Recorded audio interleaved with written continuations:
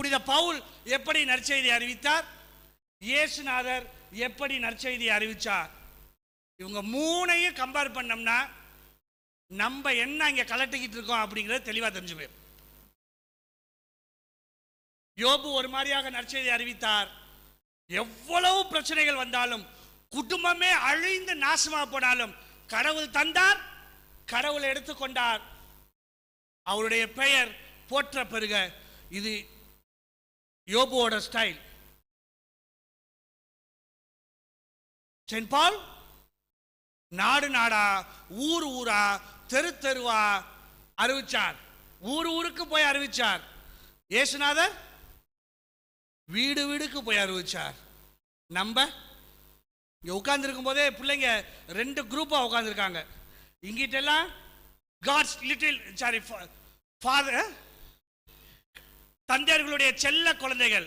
இங்கிட்டு உட்கார்ந்துருக்க ஒரு சில பசங்க அன்னையர்களுடைய செல்ல குழந்தைகள். இது நேர அப்பாட்ட போயிடும். டாடி 2000 ரூபாய் காசு கொடு டாடி.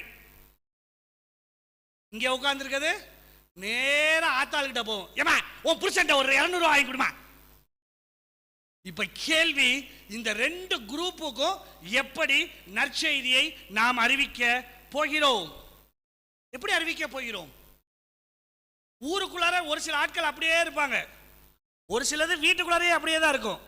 எந்நேரம் பார்த்தாலும் இஞ்சி தின்ன மாதிரியே மூஞ்சிய வச்சுக்கிட்டு வல்லு வல்லு வல்லு வல்லு வல்லு வல்லு வல்லு. ஒரு குரூப் எப்பயும் வாயில இஞ்சி வச்சுக்கிட்டே அலையும், இன்னொரு குரூப் கஞ்சா போட்ட மாதிரியே அலையும். எப்ப எது நடந்தாலும் கண்டுக்காது. அவ்வளவுதான், மேக்சிமம் சவுண்ட் தான். இந்த 2 குரூப்புக்கும் நம்ம எப்படி நற்செய்தியை அறிவிக்க போகிறோம்? அது குறிப்பா இப்போ இருக்க குழந்தைங்களுக்கு. அன்னைக்கு ஒரு பாப்பா வந்தா, அவங்க அம்மா இங்க கிளீன் பண்ணிட்டு இருக்காங்க, நான் வந்தேன் அப்படின்னு. பூசைக்கு வந்தியா அப்படிங்கிற. நான் யூடியூப்ல பார்த்தேன் வெள்ளிக்கிழமை பூசையை, பிரசங்கம் சூப்பரா வச்சுங்க. கோயிலுக்கு வந்தியாடு, யூடியூப்ல பார்க்கும்போது கோயிலுக்கு எதுக்கு வரணும், நான் வீட்டில் படுத்துக்கிட்டே பூசையை பார்த்தேன். அப்படி இருக்க குழந்தைங்களுக்கு நம்ம எப்படி நற்செய்தியை அறிவிப்பது? எல்லாம் யூடியூப்ல இருக்கு, எல்லாம் இருக்கு. ஒரு மனுஷன் நல்லா படிக்கணும்னாலும் யூடியூப் போதும், நாசமா போகணும்னாலும் யூடியூப் போதும்.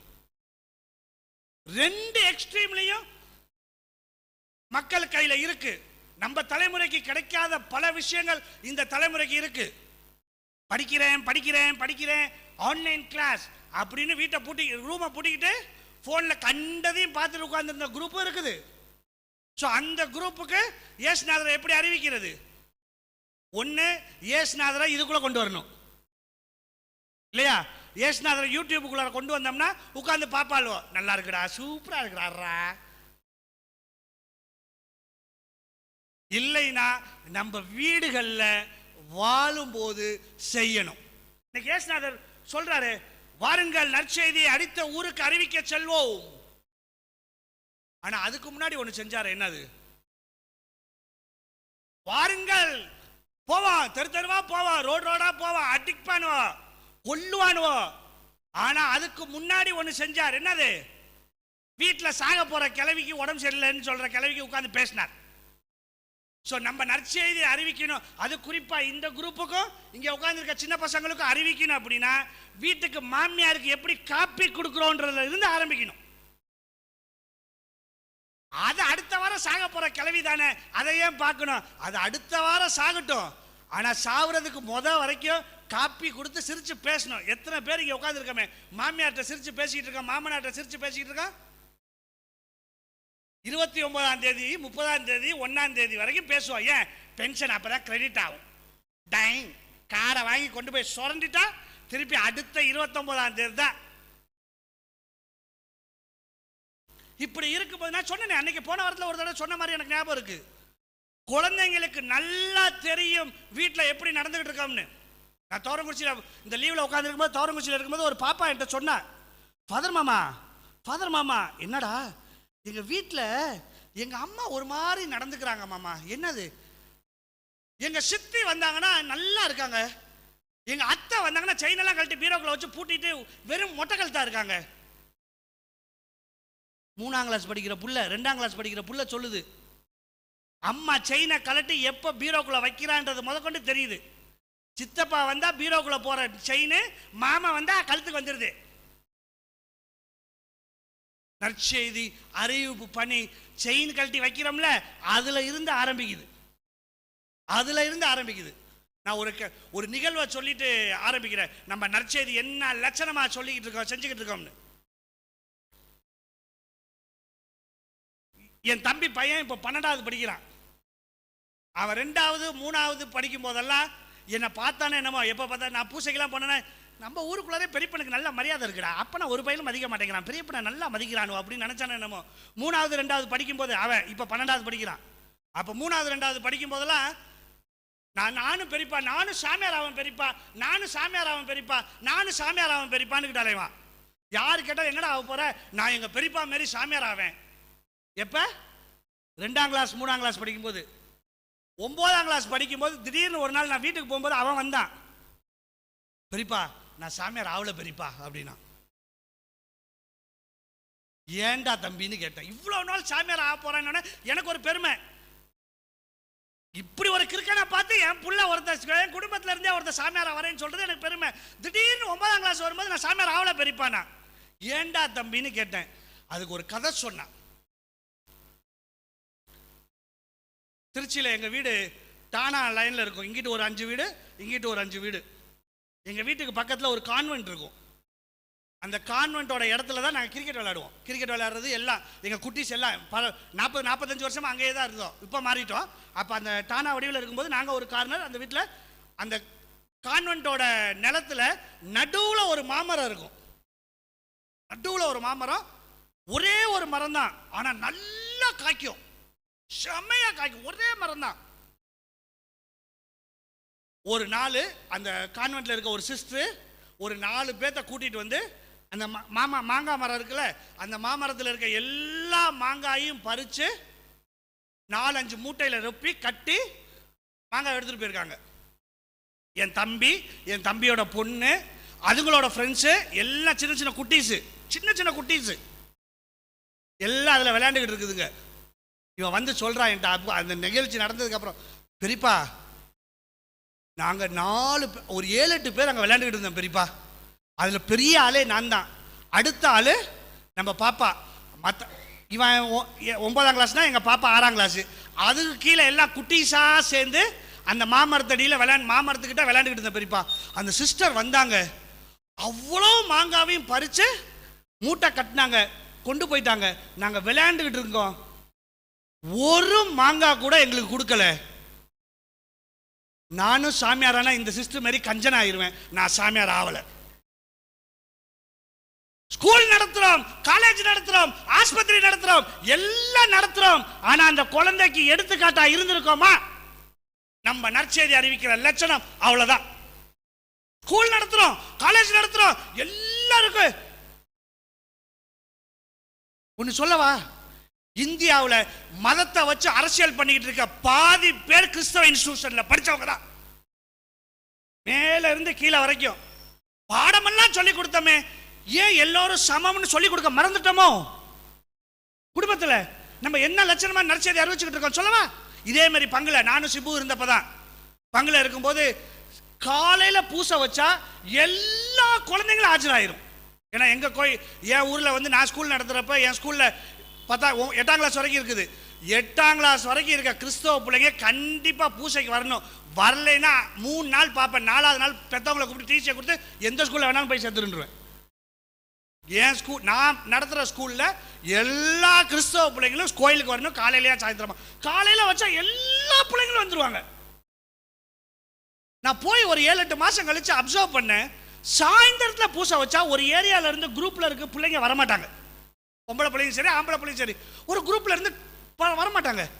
நான் அதை ரொம்ப நாள் கவனிக்கல. அப்புறம் ஒரு நாள் என்ன, காலையில வச்சா ஃபுல் அட்டெண்டன்ஸ், சாயந்தரத்துல வச்சா ஒரு குரூப் குறையுதே அப்படின்னு பார்த்தா, ஒரு நாள் அந்த சிஸ்டர் என்கிட்ட வந்து சொன்னாங்க, ஃபாதர் அந்த நேற்று சாயந்தரம் பூசைக்கு வராத பிள்ளைங்களே நான் அனுப்பிடுறேன் ஃபாதர் அப்படின்னாங்க. அனுப்பிடுங்க, வச்சு வெளுக்கிறேன் அப்படின்னு. எல்லாம் வந்துச்சு, ஒரு குரூப்பாக வந்துச்சு. எப்படி ஒரு 20-25 பிள்ளைங்க இருந்திருப்பாங்க. எல்லாம் சின்ன சின்ன பிள்ளைங்க, 6ஆம் கிளாஸ் 7ஆம் கிளாஸ் 8ஆம் கிளாஸ் படிக்கிறது. ஏன் நேற்று சாயந்தரம் பூசைக்கு வரல? என்ன பதில் தெரியுமா சொன்னாங்க?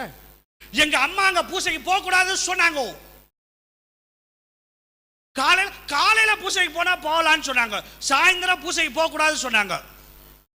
குட்டிகிட்ட பேசி ஏதாவது பிரச்சனை இருக்கா? அப்படியே ஏன்னா நான் இருந்தது வர பட்டிக்காடு, ஒரே ஒரு டீ கடை மட்டும் தான் உண்டு அந்த ஊர்ல. வர பட்டிக்காடு, இட்லி வேணும்னாலும் 7 கிலோமீட்டர் போகணும். அப்படி ஒரு கிராமம். போய் எல்லாம் அதாவது போய் உங்க அம்மாவை கூட்டிட்டு வாங்க, எங்க அம்மா வயல்ல இருப்பாங்க, போய் கூட்டிட்டு வா, எல்லா ஆத்தாலையும் கூட்டிட்டு வாங்க. எல்லாம் 20 பிள்ளைங்களோட ஆத்தாலும் ஒரு 12-13 பேர் வந்து நின்னாங்க. அதென்ன காலையில பூசைக்கு வர சொன்னா எல்லா பிள்ளைங்களும் வராங்க, சாயந்தரம் பூசைக்கு வர சொன்னா வர மாட்டேங்கிறாங்க அப்படின்னா அதுக்கு எல்லாரும் சேர்ந்து ஒரு கதை சொன்னாங்க தெரியுமா? அப்படியே மதிமயங்கி போனேன். என்ன கதை தெரியுமா? ஃபாதர், நீங்க வந்த சமயத்துல எங்க பெரியப்பா ஒருத்தர் செத்து போனார் தெரியுமா? ஆமா, நான் தான் பூசை வச்சு அடக்கம் பண்ணேன். அவரு டெய்லி சாயந்தரம் 7 மணிக்கு வராரு ஃபாதர் ஊருக்குள்ள. அடக்கம் பண்ண மனுஷன், செத்து போய் அடக்கம் பண்ண மனுஷன் டெய்லி சாயந்தரம் 7 மணிக்கு ஊருக்குள்ள வராரு. அதனால எங்களுக்கு பயமா இருக்கு, நாங்க அனுப்பல அப்படின்னாங்க. நான் தான் சொல்றேன், நான் கேடுகட்டக்கு இருக்கேன். நான் உடனே சொன்னேன், அப்படியா டெய்லி சாயந்தரம் 7 மணிக்கு வராரா? ஒரு பெரிய போட்டோ எடுத்துட்டு வரீங்களா எனக்கு? ஏன் ஃபாதர்? நாங்க எனக்கு தெரிஞ்சு செத்ததுக்கு அப்புறம் உயிர்த்து வந்தது ஒரே ஆளு இவர்தான். இன்னொருத்தர் உயிர்த்து வந்திருக்காருன்னா எவ்வளவு பெரிய விஷயம். கொண்டாங்க, நான் அவரு கீழே மாட்டி வைக்கிறேன், டெய்லி அவருக்கு பூசை வைப்பேன். ஃபாதர், உங்களுக்கு எப்பயுமே சேட்டை தான் ஃபாதர் அப்படின்னு. இறந்து போன மனுஷன் டெய்லி 7 மணிக்கு வராராம்பா வாக்கிங்க. நம்ம நற்செய்தி அறிவிக்கிற லட்சணத்தை பார்த்தீங்களா? பூசைக்கு போற குழந்தைக்கு பயமுறுத்தி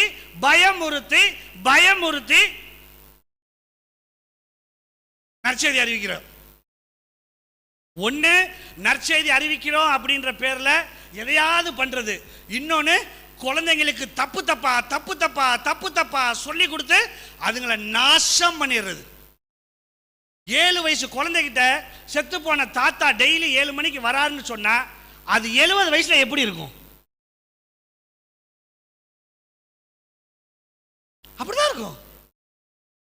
அது குழந்தைங்களுக்கு என்னத்தை சொல்லி கொடுக்கும்? அதே தான் சொல்லி தரும். இறந்து போனவர்கள் திரும்பி வர மாட்டாங்க அப்படின்ற நடக்கவே நடக்காது. உயிரோட திரும்பி வர மாட்டாங்க. திருப்பி அவங்களை எங்கத்தான் நம்ம பார்க்க முடியும்? நம்ம போய் மோட்சத்துல தான் பார்க்க முடியும். அந்த படிப்பினை கூட இல்லையே, நடக்கவே நடக்காது அப்படிங்கிற தெரிஞ்சும் ஒரு சில விஷயங்கள்ல நம்ம நற்செய்தியை அறிவிப்பது தப்பா போயிருது. அந்த லட்சணமா தான் இருக்கும். அடுத்து இன்னொன்னு, எங்க குடும்பத்துல நானும் என் தம்பியும் மட்டும்தான். எங்க குடும்பத்துல பொம்பளை பிள்ளைங்க கிடையாது. நானும் என் தம்பி 2 பேர் தான்.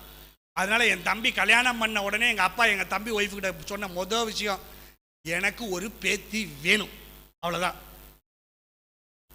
கடைசியில் முதல் ஆளு பேரனா போயிருச்சு.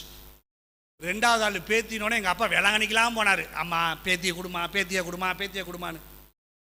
ரொம்ப வருஷத்துக்கு அப்புறம், அதாவது நாங்க எதிர்பார்த்து, எங்க அப்பா எனக்கு கூட பிறந்ததே ஒரு பொம்பளை பிள்ளையா பிறக்கணும்னு நினைச்சிருப்பார் போல இருக்கு.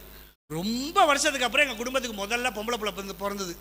எங்க அப்பா எங்க ஊர்ல இருக்க அவரு எந்தெந்த ஆளோட பழகி இருக்காரோ எல்லாத்துக்கும் அன்னைக்கு கேக் வாங்கி கொடுத்தாரு. எனக்கு பேத்தி பிறந்துட்டா.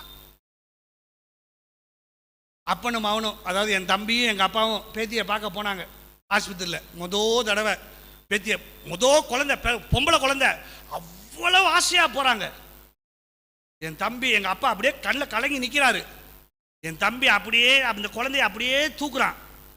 பொம்பளை பிள்ளை குடும்பத்துக்கு அப்படியே தூக்குறான். பக்கத்துல ஒரு கிழவி இருந்துகிட்டு, எப்படா இந்த குழந்தைய கரை சேர்க்க போற பேராண்டி,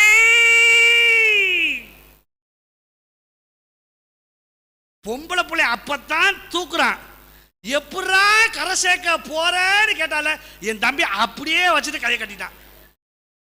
இன்னைய வரைக்கும் கை கட்டிக்கிட்டு தான் இருப்பா. கடைசியா என் தம்பியை பார்க்கும்போது கூட இவளை எப்படி கரை சேர்க்க போறேன்னு தெரியலையே அப்படின்னா.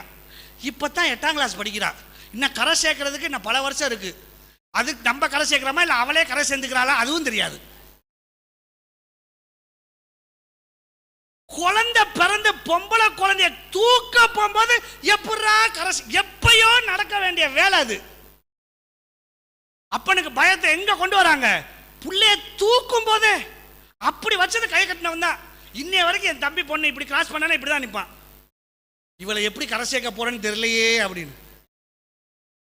அன்பானவர்களே, நற்செய்தி அறிவிப்பு பணி இப்படிதான் குடும்பத்தில் நடந்துகிட்டு இருக்கு. ஒண்ணு நடக்கவே நடக்காதுன்னு தெரிஞ்சதையும் பயந்துகிட்டு இருக்கோம், இல்லைன்னா எப்பயோ நடக்க போறதை நினைச்சுக்கிட்டு பயந்துகிட்டு இருக்கோம். எப்படி அந்த பொம்பளை பிள்ளைங்களை வளர்க்கறது? அப்ப இவளை கரை சேர்க்க போறோம் கரை சேர்க்க போறோம் கரை சேர்க்க போறோம் கரை சேர்க்க போறோம்னே நினைச்சுக்கிட்டு இருந்தோம்னா எப்படி அந்த குழந்தை நல்ல குழந்தையா வளரும்? இப்படியே பின்னாடி டேரா கட்டிட்டு அலைய வேண்டியதான். பிள்ளைங்க எங்க போனாலும் பின்னாடியே அலைய வேண்டியதான். அது ஜாலியா போட்டு வரட்டும், எல்லாம் கடவுள் இருக்கார் பார்த்துக்குவார். நம்ம செய்ய வேண்டியதை ஒழுங்கா செஞ்சோம்னா, நம்ம மாமியாருக்கு காப்பியை ஒழுங்கா வச்சோம்னா அவன் மாமியாருக்கு அவ காப்பியை ஒழுங்கா வைப்பான். அவ்வளவுதான். நம்ம மாமனாரை கரெக்டா நடத்தினோம்னா அவ மாமியாரை ஒழுங்கா நடத்துவா. நம்ம புருஷனை ஒழுங்கா நடத்தினோம்னா அவ புருஷனை ஒழுங்கா நடத்துவா. எப்படி வேண்டிக்கிறோம்?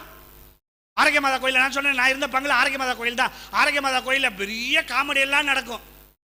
வந்து நின்றுக்கிட்டு எங்கிட்டே சொல்லுவாங்க, வந்து நின்று என்னட்டே சொல்லுவாங்க, ஃபாதர் என் பொண்ணுக்காக வேண்டிக்கங்க ஃபாதர். எப்படி எனக்கு கிடைச்ச மாதிரியே ஒரு கிறுக்க அவளுக்கும் புருஷனா கிடைக்கணும் ஃபாதர். எப்படி எனக்கு கிடைச்ச மாதிரியே ஒரு கிறுக்க அவளுக்கும் புருஷனா கிடைக்கணும் ஃபாதர். ஆரோக்கிய மாதாவே, அன்னைக்கு சொன்னேனே, ஞாயிற்றுக்கிழமை போனாருன்னு சொன்னேன், ஆரோக்கிய மாதாவே என் மாமியாரை சந்தோஷமா எடுத்துக்கிட்டீங்கன்னா நான் வேளாங்கண்ணிக்கு நடந்தே வரேன். இப்படி வேண்டுதல் வைக்கிற குடும்பத்தில் எப்படி நம்ம குழந்தைங்க வளரும்? நற்செய்தி எப்படி அறிவிப்போம்? அன்பானவர்களே, பல வேளைகளில் நம்ம அப்படிதான். நம்ம குழந்தைங்க நம்ம சொல்றத காதுலே வாங்காது. இங்க நின்னுகிட்டு நான் என்ன பிரசங்கம் வச்சாலும், இங்க உட்கார்ந்துருக்காங்கல்ல, நீங்கெல்லாம் சிரிச்சுட்டு போயிருவீங்க. இங்க உட்கார்ந்துருக்க குட்டீஸ் இருக்காங்கல்ல, அவங்க காதுலே வாங்க மாட்டாங்க. பூசை முடிஞ்ச பிற்பாடு இந்த சாமியார் எவ்வளவு நேரம் போன் பேசிக்கிட்டு நிக்கிறான் அதை பார்ப்பாங்க. இந்த சாமியார் வண்டி எடுத்துக்கிட்டு எப்படிலாம் சுத்துறான் அதை பார்ப்பாங்க. ஸோ இங்கே நாங்கள் பிரசங்கம் வைக்கிறது உங்களுக்கு, இங்கிட்டு இருக்காங்கல்ல அவங்களுக்கு நாங்கள் எப்படி நடந்துக்கிறோன்றது தான் முக்கியம். இவர் இப்படி தாண்டா பேசிட்டு போவார், அங்கே போய் நின்றுக்கிட்டு அப்படியே லாந்து வர்றா போயிடுவானோ. நம்முடைய நற்செய்தி அறிவிப்பு வாரியலில் அல்ல, வார்த்தையில் அல்ல, செயல்களில். செயல்களில் எவ்வளவு கஷ்டம் இருந்தாலும், எவ்வளவு தான் கிளவி வம்புழ்த்தாலும் அதுக்கு கொடுக்க வேண்டிய மரியாதையை கொடுக்கணும். எல்லா மருமகள்களையும் ஒரே மாதிரி நடத்துறமா மாமியாருங்களை? அடுத்து இவ்வளவு நேரம் மருமகளே வாரினாரே, இப்ப மாமியாருங்களுக்கு எல்லா மருமகளையும் ஒன்னா நடத்துறீங்களா? 50 பவுன் போட்டுட்டு வந்தா நல்ல மருமவ, 5 பவுன் போட்டு வந்தா அது பீட. 50 பவுன் போட்டு வந்தா நல்ல மருமவ, 5 பவுன் போட்டு வந்தா அது பீட. மாசம் மாசம் சம்பாதிச்சா நல்ல மருமவ, வீட்டில் உட்காந்து பாத்திரம் மட்டும் விளக்கிட்டு இருந்தா அது எங்க உருப்பிட போகுது? அதுவும் உருப்படாது, அது குடும்பமும் உருப்படாது. அவ்வளவுதான். சமமா நடத்துறோமா? அது எல்லா உறவுகளுக்கும் சமமா நடத்துறோமா? சமமா செய்யறோமா? நற்செய்தி அறிவிப்பு நம்ம குழந்தைங்களுக்கு நற்செய்தி அறிவிப்பு வாயில் அல்ல, செயல்களில். செயல்களில் எப்படி நாம் நற்செய்தியை அறிவிக்கிறோம்? எதற்கெடுத்தாலும் பயம், இல்லைனா எதற்கெடுத்தாலும் விரக்தி. எப்படி இருக்க அப்படின்னு ஒரு வார்த்தை கேட்டோம்னா, ஏதோ உங்க புண்ணியத்தில் இருக்கான் சாமி, விதி வந்தா சாவம் வெந்ததை தின்னுபிட்டு உட்கார்ந்து இருக்கான் சாமி. என்னைக்காவது எப்படி இருக்கேன்னு கேட்டா, நல்லா இருக்கேன், சந்தோஷமா இருக்கேன் ஃபாதர், எனக்கு ஆசீர்வதிக்கப்பட்ட வாழ்க்கை ஃபாதர். எத்தனை பேர் சொல்றான் அப்படி? ஆப்பிரிக்காவில் 7 வருஷம் பணி செஞ்சேன். அந்த ஊர்ல இதே மாதிரி பூசைக்கு இவ்வளவு கூட்டம் இருக்கும், ஒருத்தர் கூட கிளியாத ட்ரெஸ் போட்டு வரவே மாட்டான், போட்டு வந்ததே இருக்காது. எல்லாம் எங்கிட்டாவது 4 பக்கெட்டு கிழிஞ்சிருக்கும். ஆனா அதுங்க பண்ற ஆட்டம் இருக்கு, எப்படிமா இருக்குன்னு. பாக்கெட்ல 10 பைசா இருக்காது. அவங்க ஊர்ல சொல்றதா அது கோச்சா, நம்ம பைசான்னு சொல்றோம்ல அது மாதிரி அவங்க கோச்சா. பாக்கெட்ல 10 கோச்சா இருக்காது. ஆனா அதுங்க பண்ற அலும்பு இருக்கே அவ்வளவு. How are you அப்படின்னா போதும், I am so fine father, I am so happy father. ஒரு ஆளு கூட இந்தியாவில் அப்படி நல்லா இருக்கேன்னு சொன்னதே கிடையாது, நான் கேட்டதும் கிடையாது. ஏதோ இருக்கான் ஃபாதர், ஏதோ இந்த இன்னாசியார் எங்களை இப்படி வச்சிருக்காரு ஃபாதர், ஏதோ பொழப்பு ஓடுது ஃபாதர். கடவுள் நமக்கு எவ்வளவு ஆசீர்வாதத்தை கொடுத்துருக்கா தெரியுமா? காலையில எந்திரிச்சு வந்து நிக்கிறதுனாலயே. எனக்கு தெரியும் ஒரு சில சாமியாருங்க உயிரோட வாழ்றதுக்கு மாசம் 15 லட்சம் செலவு பண்ணிக்கிட்டு இருக்காங்க. கிட்னி ரிப்பேர், ஹார்ட் ஃபங்க்ஷன் ஆகல, நடந்தா கை இப்படி போகுது. நான் சந்தோஷமா எந்திரிச்சிருக்கேன் இன்னைக்கு, எனக்கு எந்த பிரச்சனையும் கிடையாது. கொஞ்சோண்டு கொலஸ்ட்ரால் இருக்கு, அவ்வளவுதான். அது வழக்கமா பிறந்ததுல இருந்தே இருக்கு, அது வேற விஷயம்.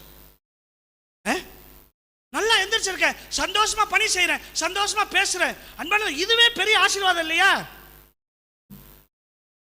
நைட்டு படுக்கும்போது துடிச்சுக்கிட்டு இருந்தது, அப்படி ஒரு லைட்டா ஒரு ஷேக் கொடுத்துருந்துச்சுன்னா இந்நேரம் மதுரை பெரிய ஆஸ்பத்திரியில் படுக்க வச்சிருப்பானுவோம். காலையில படுத்தாடுறா, கடவுள் வச்சு செஞ்சாரு இல்லையே. நல்லா இருக்க, நம்ம உடம்பு நல்லா இயங்கிக்கிட்டு இருக்க வரைக்கும் நமக்கு எந்த கவலையும் இல்லையே. நம்ம குடும்பத்தில் இருக்க எல்லாரும் நல்லா இயங்கிக்கிட்டு இருக்க வரைக்கும் எந்த பிரச்சனையும் இல்லையே. அந்த சந்தோஷம் இருக்கா? எப்படி இருக்க? ஏதோ இருக்கேன், புலம்பி தள்ளுறது. இன்னொன்னு அப்படியே எதிர்த்தாப்புல அப்படியே ஆப்போசிட். குழந்தைங்களை எப்படி செல்லம் கொடுத்து வளர்த்துருக்கேன் தெரியுமா? செல்லம் செல்லம் செல்லம், எல்லாத்துக்கும் செல்லம். ஒரு 3 மாசத்துக்கு முன்னாடி நான் இந்தியாவுக்கு வெளிநாட்டில இருந்து வந்த புதுசில் மணப்பாறைக்கு பக்கத்தில் ஒரு ஊருக்கு பூசைக்கு போயிருந்தேன். பூசை முடிச்சுட்டு எல்லாம் ஆசீர்வாதம் போட்டு வெளியே நிற்கும் போது, இப்படி வழக்கமாக பூசை முடிச்சோன்னு நான் வெளியே போயிடுவேன். நான் வெளியே நிற்கிறேன், ஒரு பேரண்ட்ஸ் வந்துருந்தாங்க. ஃபாதர், என்னம்மா? புருஷன் பொண்டாட்டி 2 பேரும் கவர்மெண்ட் ஜாப்ல. ஒருத்தர் ஸ்கூலில் 12ஆம் கிளாஸ் 11ஆம் கிளாஸுக்கு வாத்தியார், இன்னொரு அம்மா வேற ஒரு ஸ்கூலில் பொம்பளை பிள்ளைங்க ஸ்கூலில் தலைமை ஆசிரியர். புருஷன் பொண்டாட்டி 2 பேரும் சேர்ந்து மாசத்துக்கு 2.5 லட்சம் ரூபா சம்பாதிக்கிறாங்க. மாசத்துக்கு 2.5 லட்சம் ரூபா சம்பாதிக்கிறாங்க. வந்து நிற்கிறாங்க. என்னம்மா? ஃபாதர், எங்களுக்கு ஒரே ஒரு பொம்பளை ஃபுல்ல ஃபாதர், எங்கள்கிட்ட பேசி 6 மாதம் ஆச்சு ஃபாதர். நாங்கள் முந்தி பசங்க தான் அப்படிலாம் ஸ்ட்ரைக் பண்ணுவானுவோம், இப்போ இந்த சைடு உட்காந்துருக்கோம் ஆரம்பிச்சாலுவோம் ஸ்ட்ரைக் பண்ணுறதுக்கு. 6 மாசமா அப்பன்ட்டி ஆத்தாலிட்டி புள்ள பேசல. ஏன் பேசல ஃபாதர்? இப்போ அவள் 11ஆம் கிளாஸ் படிக்கிறா, ஒரு ஃபோன் கேட்டா அந்த ஃபோன் நாங்கள் வாங்கி தர மாட்டோம்னு சொன்னோம், அதனால 6 மாதம் பேசலை. நாங்கள் 11ஆம் கிளாஸ் படிக்கிற பிள்ளை என்னம்மா ஃபோன் கேட்டா அப்படின்னு. ஆப்பிள் ஐஃபோனில் 15 ப்ரோ கேட்டா எவ்வளவு? 15 ஒன்றும் இல்லை ஃபாதர், 1,05,000 ரூபா தான் அந்த ஃபோனு. கேட்டால் நாங்கள் வாங்கி தரல, அதனால எங்கள்கிட்ட பேச மாட்டேங்கிறான். நான் ஏதோ பேசி முடிச்சு அப்புறம் கடைசியில் ஒரே ஒரு பிள்ளைன்றீங்க, அதான் மாதம் எவ்வளோ சம்பாதிக்கிறீங்களே, உன்னை வாங்கி கொடுக்கலேன் அப்படின்னு. அவன் ஏற்கனவே 95,000 ரூபா ஃபோன் கையில் வச்சிருக்கா ஃபாதர், அது இல்லாமல் 1,05,000 ரூபா ஃபோன். நான் உடனே கேட்டேன், அந்த 95,000 ரூபா ஃபோன் வாங்கி கொடுத்தீங்கல்ல, யாரை கேட்டு வாங்கி கொடுத்தீங்க அப்படின்னு. அவன் கேட்டா வாங்கி கொடுத்தோம். 10ஆம் கிளாஸ் படிக்கும்போது 95,000 ரூபா ஃபோன் கேட்டீங்க, வாங்கி கொடுத்தீங்கல்ல. 11ஆம் கிளாஸ் படிக்கிறப்போ 1.5 லட்சம் ரூபா ஃபோன் கேட்பா, வாங்கி கொடுக்கணும். செல்லம். 10ஆம் கிளாஸ் படிக்கிற பிள்ளைக்கு 95,000 ரூபாய்க்கு ஃபோன் வாங்கி கொடுத்தா அந்த புள்ள உருப்பிடுவான்னு நினைக்கிறீங்க? ஒரு சிலவங்க ஆட்டிட்டாங்க, கடை சான்ஸே கிடையாது, ஆட்டிட்டாங்க மண்டைய. பிள்ளைங்களுக்கு போன் தேவை, 95,000 ரூபாய் போன் இல்ல. செல்லம் கொடுத்து வளர்த்துற வேண்டியது.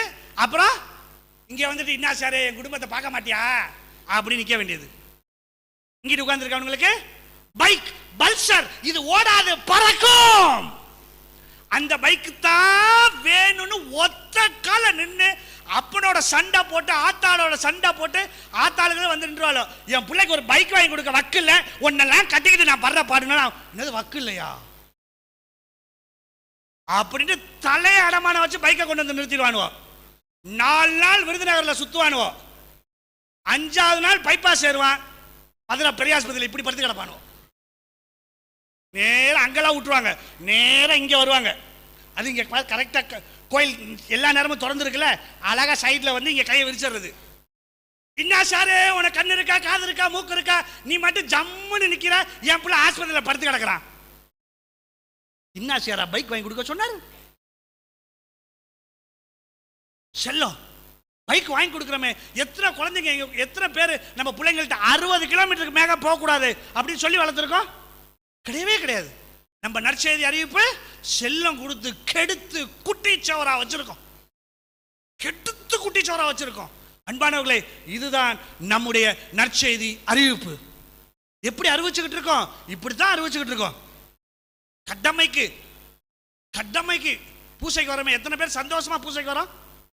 ஞாயிற்றுக்கிழமை நான் சொன்னேன் ஏற்கனவே, நான் பங்குல இருக்கும்போது நான் இதே மாதிரி பிரசங்கம் நிறைய நேரம் வைப்பேன். அதனால வீட்டில் பொழுது போகாத எவ்வளோ நேரம் தான் மருமக மூஞ்சவே பார்த்துட்டு இருக்குது. எல்லாம் நாளைக்கு சாவ போகிறது, நாளைக்கு சாவ போகிறது, அடுத்த வாரம் சாவ போகிறது, எல்லா பாட்டிங்களும் என் பூசைக்கு உட்காந்துருப்பாங்க.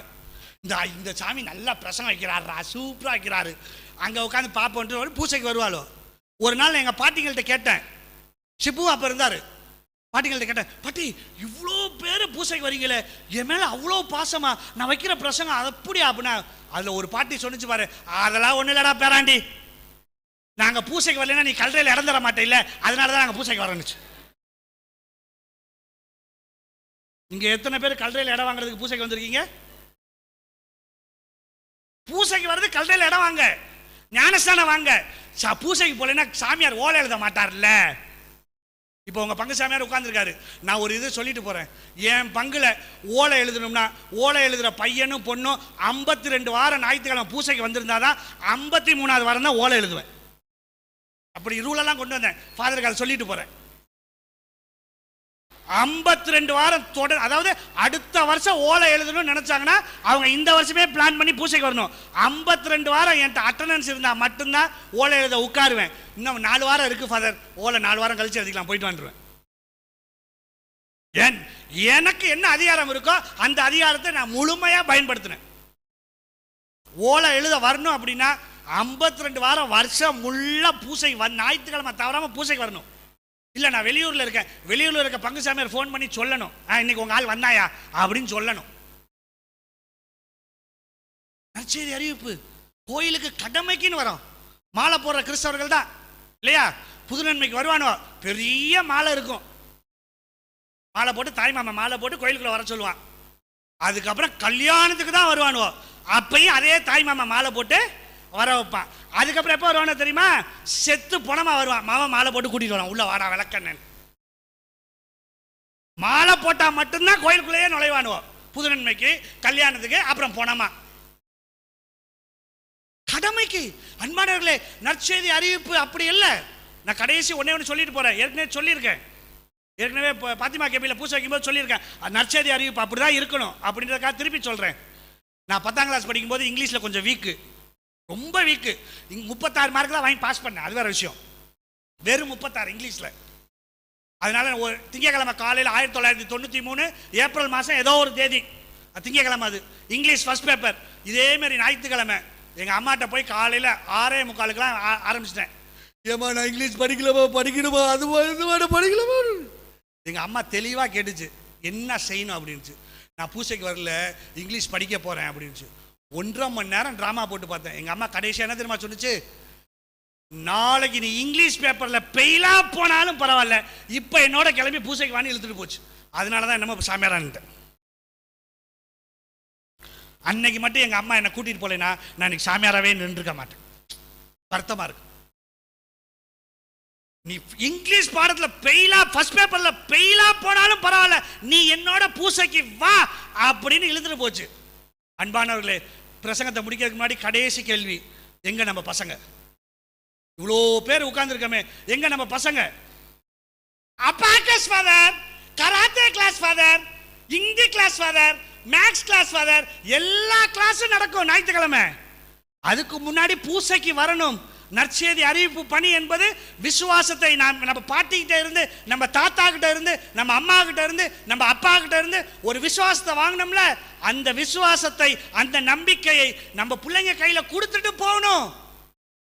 யோபு கொடுத்தார், சென்ட் பால் கொடுத்தார், புனித பவுல் கொடுத்தார், எல்லா புனிதர்களும் நம்ம கையில கொடுத்தாங்க, நம்ம தாத்தா பாட்டி நம்ம கையில கொடுத்தாங்க, நம்ம அப்பா அம்மா நம்ம கையில கொடுத்தாங்க. நம்ம பிள்ளைங்க கையில அதே வேகத்தோட கொடுப்போமா? எழுந்து நின்று நம்முடைய விசுவாசத்தை அறிக்கையிடுவோம். ஆமென்.